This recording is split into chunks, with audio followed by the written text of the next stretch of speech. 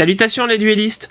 Aujourd'hui, on va faire une troisième vidéo qui va venir clore le sujet des matrices et qui va parler plus ou moins des bulk points et des breakpoints et de quelques petits tips sur les options qu'on peut rajouter dans nos matrices. Alors, aujourd'hui, on va commencer sur Sepiatros et sur Sepiatros Obscur pour montrer la différence de breakpoint et de bulk point entre les deux. Alors, nos deux Sepiatros, ils ont exactement les mêmes stats. C'est le rang 51 avec 4, 15, 15. Voilà, notre Sepiatros Obscur a exactement les mêmes stats. Voilà. Et aujourd'hui, ce qui va nous intéresser, c'est pas trop les scénarios sur les shields.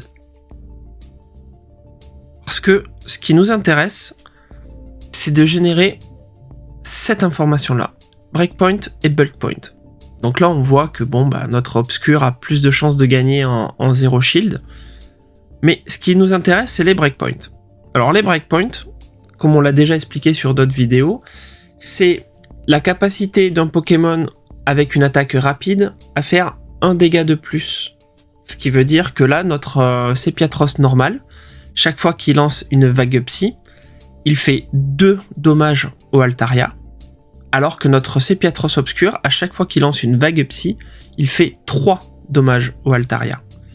Ça va avoir un impact sur le match, parce que certains Pokémon qui tapent plus fort vont finir un match avant que votre adversaire puisse lancer une attaque chargée, ce qui fait que du coup, vous gagnez votre match-up, parce que votre Pokémon a collé les quelques petits points de vie, a gratté un point de vie à chaque rapide, et ce qui fait que le match s'est terminé plus vite et donc plus intéressant pour nous. A contrario, il peut, dans certains cas, avoir par exemple là pour Azumarill, on colle 3 dégâts avec notre Sepiatros normal, on colle 3 dégâts avec notre Sepiatros Obscur, donc là on ne gagne pas de breakpoint sur le Azumarill. Par contre, on peut voir que les couleurs de résultats de match changent. Ça veut dire tout simplement que notre Sepiatros Obscur, qui est fatalement une chips, récupère plus de dommages du Azumarill, ce qui fait qu'il finira le combat avant notre Sepiatros normal, et donc il aura collé moins de dégâts. Voilà. Et donc, on peut voir que les chiffres sont décorrélés des couleurs, parce que la couleur reste seulement sur le résultat final du match, et que le nombre de dégâts qu'on colle, au final, n'est pas le seul facteur de la win. Parce que le nombre de dégâts qu'on prend, c'est aussi le deuxième facteur important pour gagner. Et si on prend trop de dégâts, on meurt avant de pouvoir lancer une attaque, et donc, on perd le match. Ça paraît simple, mais autant que ce soit expliqué. On peut aller voir des cas un petit peu spécifiques, genre par exemple celui-là, qui va être très intéressant pour illustrer le propos. Tritosor. On voit que Tritosor, avec Sepiatros normal, en collant 3 dégâts par rapide, on gagne le match contre Tritosor, mais avec notre Sepiatros Obscur, en collant 4 dommages par rapide, on perd le combat contre Tritosor. Et ça, c'est très intéressant, parce que ça va nous amener sur la partie bulk point. Donc là, regardez, on a 1, 2, 3 lignes complètes avec un 4e Pokémon en bas. Quand on passe sur les bulk points, c'est effarant de voir le nombre de dégâts qu'on prend à la rapide, qu'on ne prend pas avec le Sepiatros normal. Ce qui veut dire que là, quand on voit que notre Tritosor, il colle 10 dégâts par rapide à notre Sepiatros normal, et qui cause 11 dégâts à la rapide à notre Sepiatros Obscur, on peut s'apercevoir que les 1 dégât que le Tritosor va gratter à chaque rapide va faire que notre Sepiatros Obscur, à un moment, il n'aura peut-être pas le temps de lancer son attaque chargée, ce qui fait qu'il ne tuera pas le Tritosor, et que lui mourra avant d'avoir pu tuer le Tritosor, comme ce qu'on aurait eu avec un Sepiatros normal, qui ne serait du coup pas aussi fort en termes d'attaque, mais qui pourrait tanker assez pour pouvoir envoyer ses chargés. Donc ça reste très important de comprendre les bulk points et les breakpoints. Parce que là, on voit que sur Ossature Obscur, on prend 2 dégâts de plus. Vous voyez là, le Ossature Obscur colle 11 dégâts au Sepiatros, mais il en colle 13 pour chaque rapide à Sepiatros Obscur. Ce qui veut dire que là, Fortress 8, 10, vous voyez, c'est des dégâts qui sont quand même assez costauds. Donc les breakpoints et les bulk points, c'est quelque chose à toujours prendre en compte. Pareil, si vous avez un autre Pokémon qui peut avoir des stats différentes, et ben des fois, ça peut être intéressant de regarder si les match-ups sont égaux, de se dire ah là j'ai un petit peu plus de bulk, je vais garder celui-là parce que du coup il prendra moins de dégâts et même si le match-up final ne change pas complètement, ça reste super intéressant. On va continuer cette vidéo en prenant un Pokémon en deuxième exemple. Hop, on va prendre Corvallis. Voilà. Parce que Corvallis, c'est un Pokémon qui est plutôt pas mal. Il permet aussi de montrer une deuxième option qui va être les buffs et les debuffs. Voilà. Là, on va prendre le plus haut possible. Voilà. Et si on regarde en lançant les match-up, on s'aperçoit que notre Corvallis en bulk point, qui est à 13, gagne Courroucinge, Dracofeu, Trétosaure, Flambusard, et qu'il perd Tortank en termes de breakpoint. Alors, on pourrait se dire, avec 4 d'attaque et 0 d'attaque, c'est bizarre qu'il ne perde qu'un seul breakpoint. En fait, c'est juste que comme votre Pokémon a moins d'attaque, il a moins de PC, ce qui veut dire qu'il monte plus haut en niveau, ce qui fait que ses statistiques seront meilleures. Donc, mettre 4 d'attaque ou 0 d'attaque n'a pas un grand intérêt. Ce qui compte, c'est la statistique d'attaque complète, et non pas la statistique que vous voyez afficher, entre guillemets, sa génétique.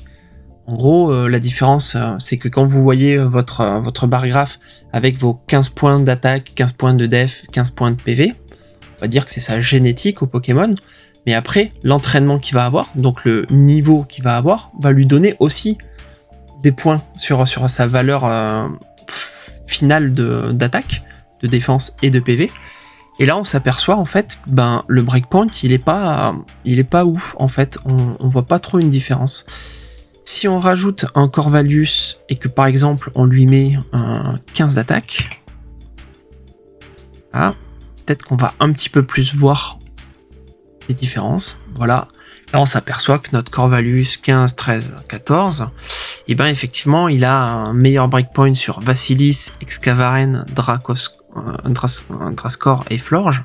Et par contre, il va perdre sur le bulk point parce que même s'il a le 13 de défense comme l'autre Corvallis, et les stats qu'il perd à cause de ses PC d'attaque vont être largement compensés grâce à la montée de niveau. Et ça peut se voir très rapidement.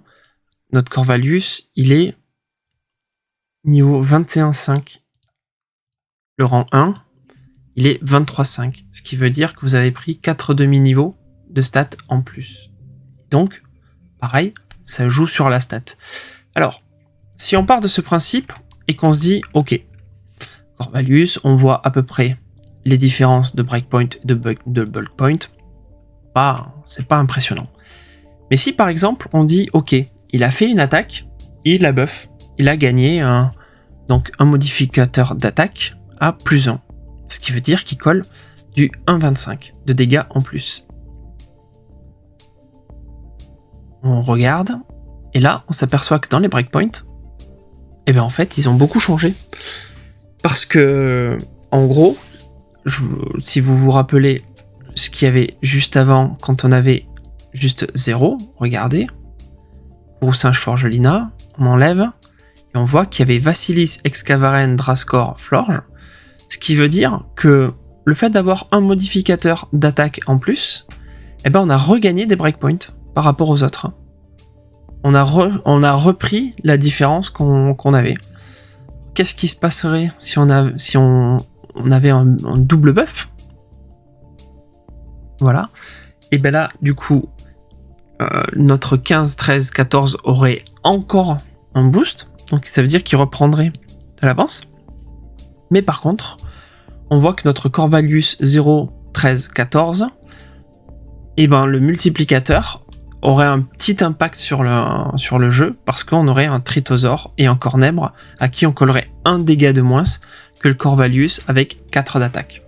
Alors, ça reste intéressant, parce que ça vous montre aussi que des fois, les buffs ont une grosse importance sur le match-up.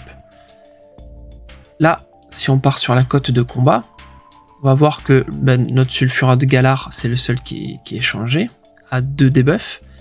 Si on enlève et qu'on repasse à 0 debuff, ça aperçoit que du coup les match-ups ne sont plus les mêmes. Donc, ce que je vous conseille, c'est de ne pas utiliser trop souvent cette option de modificateur de statut.